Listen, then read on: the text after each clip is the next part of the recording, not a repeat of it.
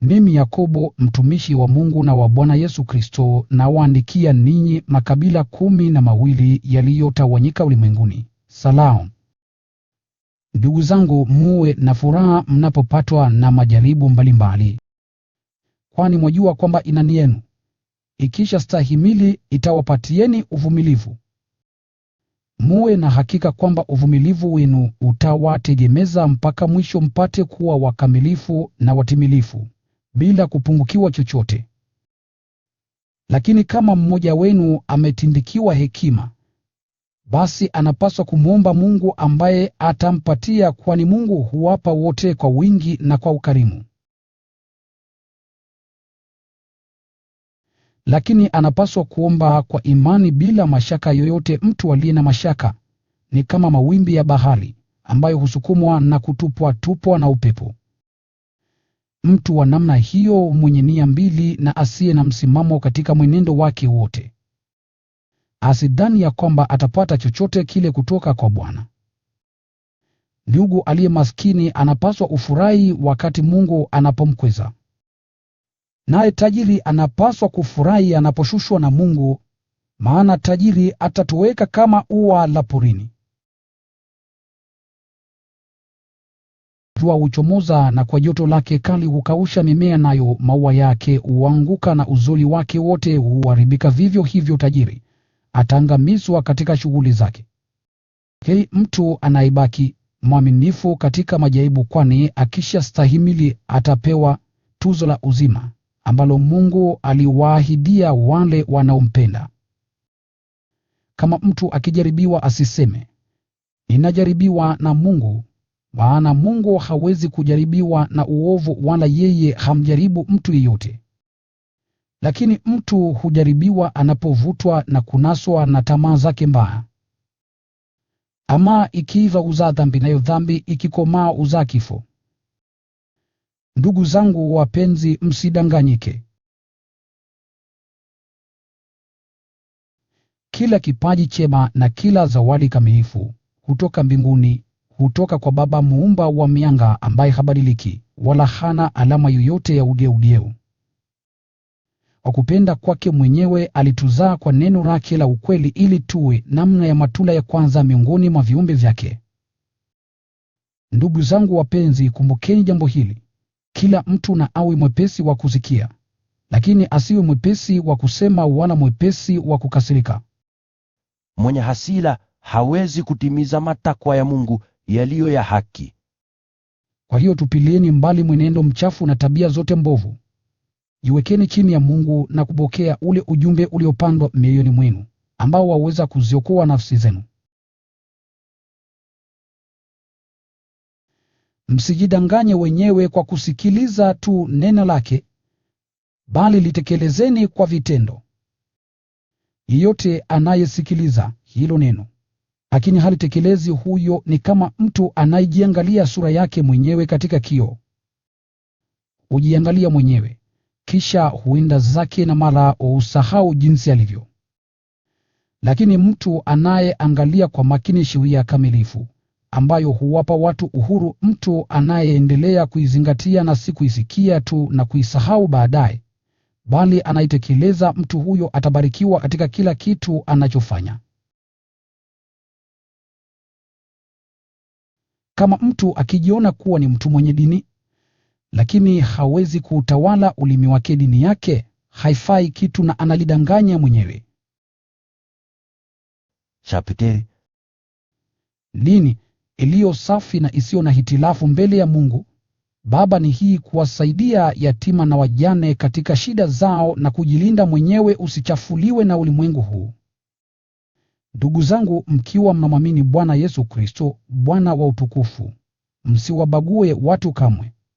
Tuseme mtu mmoja ambaye amevaa pete ya dhahabu na mavazi nadhifu anaingia katika mkutano wenu, na papo hapo akaingia mtu maskini aliyevaa mavazi machafu.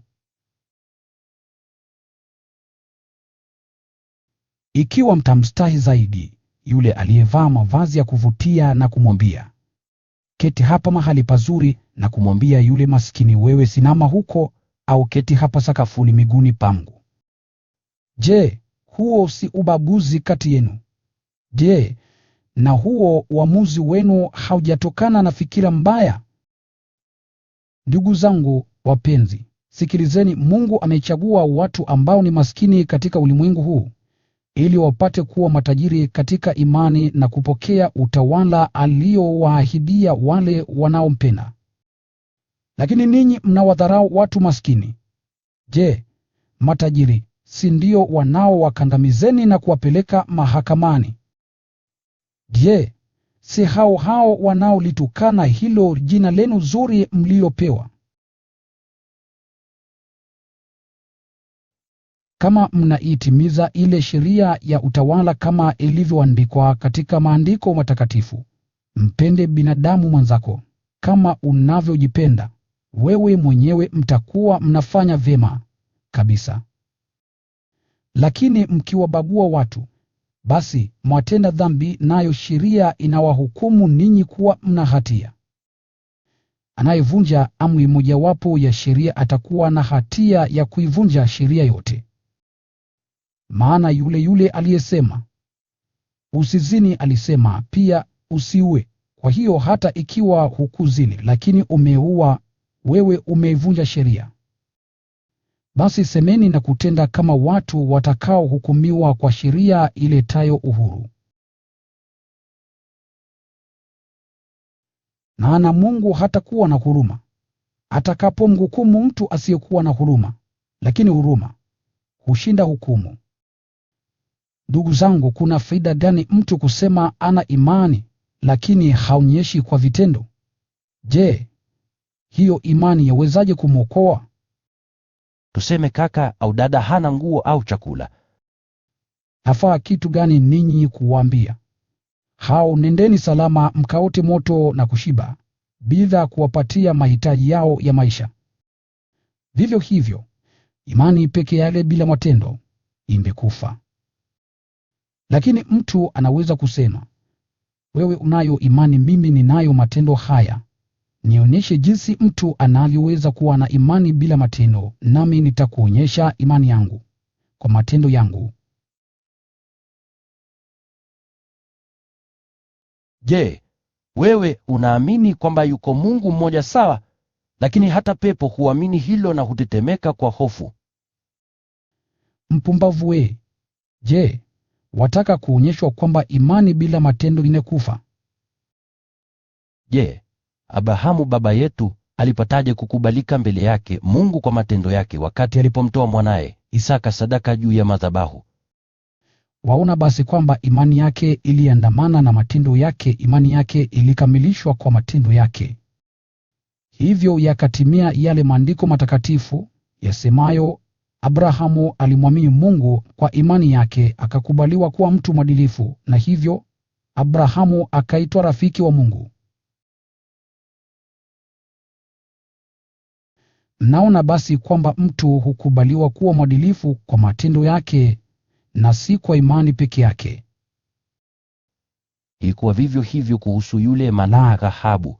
Yeye alikubaliwa kuwa mwadilifu kwa sababu aliwapokea wane wapelelezi na kuwasaidia waelezao kwa kupitia njia nyingine. Chapter. Basi, kama vile mwili bila roho umekufa, vivyo hivyo imani bila matendo imekufa. Ndugu zangu, wengi wenu msiwe walimu. Kama mjuavyo, sisi walimu tutapata hukumu kubwa zaidi kuliko wengine.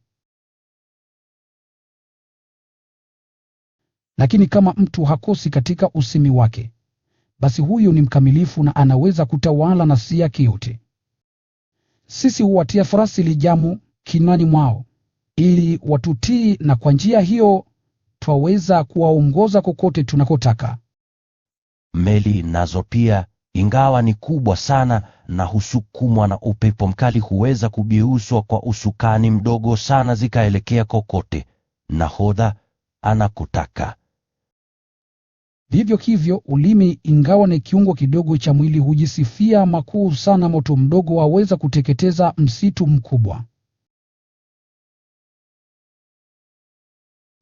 Hali kadhalika ulimi ni kama moto umejaa maovu chungu nzima, unayo nafasi yake katika miili yetu na hueneza ubaya katika nafsi zetu zote, huteketeza maisha yetu yote kwa moto utokao jehanamu kwenyewe.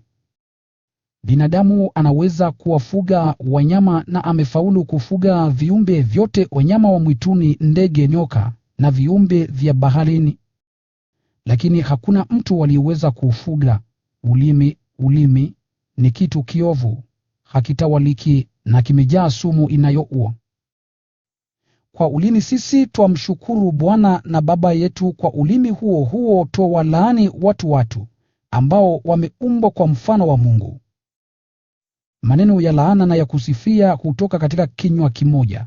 Ndugu zangu, mambo haya hayapaswi kuwa hivyo. Je, chemchemi moja yaweza kutoa maji matamu na maji machungu pamoja?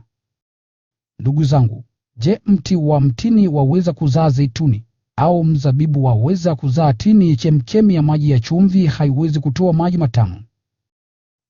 Je, ni nani mwenye hekima na akili miongoni mwenu? Basi aonyeshe jambo hilo kwa mwenendo wake mzuri na kwa matendo yake mema yanayofanyika kwa unyenyekevu na hekima.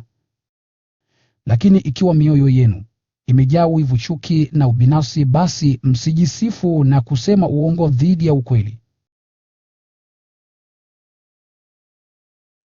Hekima ya namna hiyo haitoki juu mbinguni. Hekima hiyo ni ya ulimwengu na ya kidunia, tena ni ya kishetani. Maana popote palipo na wivu na ubinafsi, hapo pana fujo na kila aina ya uovu. Lakini hekima itokayo juu mbinguni kwanza ni safi, inapenda amani, upole na huwajali watu, imejaa huruma na huzaa matunda ya matendo mema. Haina ubaguzi wala unafiki. Satgel. Uadilifu ni mazao ya mbegu ambazo wapenda amani hupanda katika amani. Mapigano na magombano yote kati yenu yanatoka wapi? Hutoka katika tamaa zenu mbaya ambazo hupigana daima ndani yenu. Mnatamani vitu, na kwa vile hamvipati mko tayari kuwa. Mwatamani sana kupata vitu, lakini hamvipati, hivyo mnagombana na kupigana, hampati kile mnachotaka kwa sababu hamkiombi kwa Mungu. Tena mnapoomba hampati kwa sababu mnaomba kwa nia mbaya, mnaomba ili mpate kutosheleza tamaa zenu. Ninyi ni watu msio na uaminifu, kama wazinzi. Je, hamjui kwamba kuwa rafiki wa ulimwengu ni kuwa adui wa Mungu? Yeyote anataka kuwa rafiki wa ulimwengu anajifanya adui wa Mungu. Msifikiri kwamba Maandiko matakatifu yamesema maneno ya bure yanaposema Roho ambaye Mungu amemweka ndani yetu ana wivu mkubwa. Lakini neema tunayopewa na Mungu ina nguvu zaidi. Kama yasemavyo Maandiko, Mungu huwapinga wenye majivuno, lakini huwapa neema wanyenyekevu. Basi jiwekeni chini ya Mungu, mpingeni kitilisi, naye atawakimbieni. Mkaribieni Mungu, naye atakuja karibu nanyi. Osheni mikono yenu, enyi wakosefu, safisheni mioyo yenu, enyi wanafiki. Oneni huzuni, lieni na kuomboleza. Kicheko chenu na kiwe kilio, na furaha yenu iwe huzuni kubwa. Nyenyekeni mbele ya Bwana, naye atawainua. Ndugu, msilaumiane ninyi kwa ninyi. Anayemlaumu ndugu yake na kumhukumu, huyo huilaumu na kuihukumu sheria. Kama ukihukumu sheria, basi wewe huitii sheria, bali waihukumu. Mungu peke yake ndiye mwenye kuweka sheria na kuhukumu. Ni yeye peke yake anayeweza kuokoa na kuangamiza. Basi wewe ni nani hata umhukumu binadamu mwenzako? Basi sasa sikilizeni ninyi mnaosema, leo au kesho tutakwenda katika mji fulani na ukaa huko mwaka mzima, tukifanya biashara na kupata faida. Ninyi hamjui hata maisha yenu yatakavyokuwa kesho. Ninyi ni kama ukungu unaotokea kwa muda mfupi tu na kutoweka tena. Mngelipaswa kusema, Bwana akitujalia tutaishi na tutafanya hiki au kile. Lakini sasa mwajivuna na kujigamba. Majivuno ya namna hiyo ni mabaya. Shatetele. Basi mtu ambaye hafanyi lile jambo jema analojua kwamba anapaswa kulifanya anatenda dhambi. Na sasa sikilizeni enyi matajiri, lieni na kuomboleza kwa sababu ya taabu zitakazowajieni. Mali zenu zimeoza na nguo zenu zimeliwa na nondo. Dhahabu yenu na fedha vimeota kutu na kutu. Hiyo itakuwa ushahidi dhidi yenu, nayo itakula miili yenu kama vile moto. Ninyi mmejirundikia mali katika siku hizi za mwisho. Hamkuwalipa mishahara watumishi waliofanya kazi katika mashamba yenu. Sikilizeni malalamiko yao. Kilio cha hao wanaovuna mashamba yenu kimefika masikioni mwa Bwana mwenye nguvu. Mmeishi duniani maisha ya kujifurahisha na ya anasa. Mmejinenepesha tayari kwa siku ya kuchinjwa. Mmemhukumu na kumuua mtu asiye na hatia, naye hakuwapigeni. Basi ndugu zangu, muwe na subira mpaka Bwana atakapokuja. Tazameni mkulima anavyongoja kwa subira mimea yake itoe mavuno mazuri. Yeye hungojea kwa subira mvua za masika na za vuli. Nanyi pia mnapaswa kuwa na subira. Imarisheni mioyo yenu, maana siku ya kuja kwake Bwana inakaribia. Ndugu zangu, msinungunikiane ninyi kwa ninyi, msije mkahukumiwa na Mungu. Hakimu yu karibu, tayari kuingia. Ndugu, mkitaka kuona mfano wa subira na uvumilivu katika mateso, fikirini juu ya manabii ambao walinena kwa jina la Bwana. Tunawaita hao wenye heri kwa sababu walivumilia. Mmesikia habari za uvumilivu wa Yobu na mnajua jinsi Bwana alivyomtendea mwishoni. Maana Bwana amejaa huruma na rehema. Zaidi ya hayo yote, ndugu zangu, msiape kwa mbingu wala kwa dunia wala kwa kitu kingine chochote. Semeni ndiyo kama maana yenu ni ndiyo, na la kama maana yenu ni la, na hapo hamtahukumiwa na Mungu. Je, pana mtu yeyote miongoni mwenu aliye na shida anapaswa kusali? Je, yuko mwenye furaha anapaswa kuimba nyimbo za sifa? Je, yuko mgonjwa kati yenu anapaswa kuwaita wazee wa kanisa, nao watamwombea na kumpaka mafuta kwa jina la Bwana?